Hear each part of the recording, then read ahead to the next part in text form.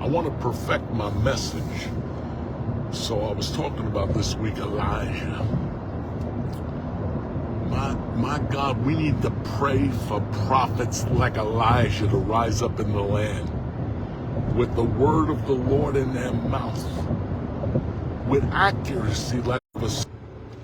We just lost a great prophet, a man that really could hear from God.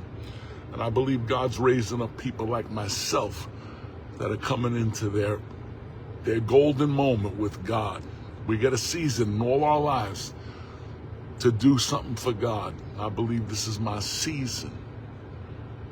It was delayed, but it was never denied. So Elijah gets up to Mount Carmel.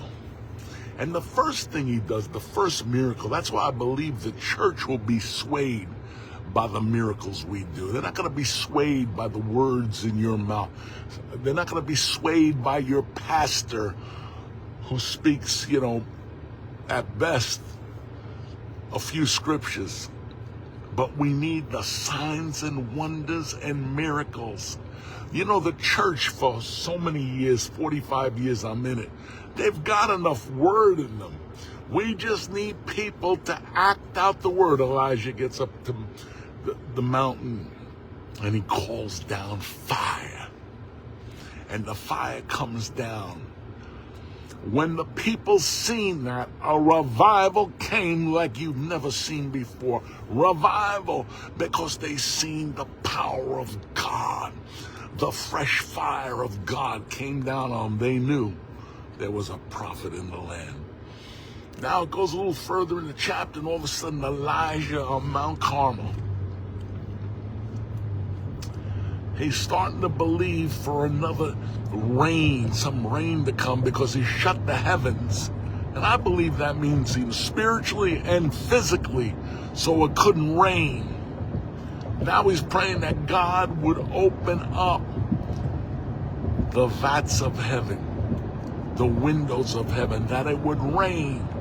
And he's praying. He goes up to the mountain, closes his eyes, puts his head in his knees as he's crouched down praying. He didn't want to see in the natural. He didn't want to hear in the natural. So he put his face down to the ground and said, Jesus, my God, Lord, open my eyes. So he sends his servant out to look. He says, do you see any indicators? Do you see any indicators? And the servant says, Elijah, I see one thing and I need to report it to you. I see a cloud the size of a man's hand. When Elijah heard that, he shouted. He knew that the Spirit of God was about to reign again, physically and in the spirit realm. He knew we need to learn how to open up the heavens. Too much mumbo jumbo in the pulpits. We need to ask God to show us the portholes, the thin place that we can get in and access God with revelation. And he would give us back the power and might to fight Satan like never before. We can't go around playing darts with blindfolders on. We gotta walk with the power of God, eyes wide open, spirit wide open. And we're gonna see the resurrection power. Where we're gonna see it? In the land of the living. We're gonna see the blessings in the land of the living. The church is not going out on a cane. They're not going out on a wheelchair. We're going out with power and might.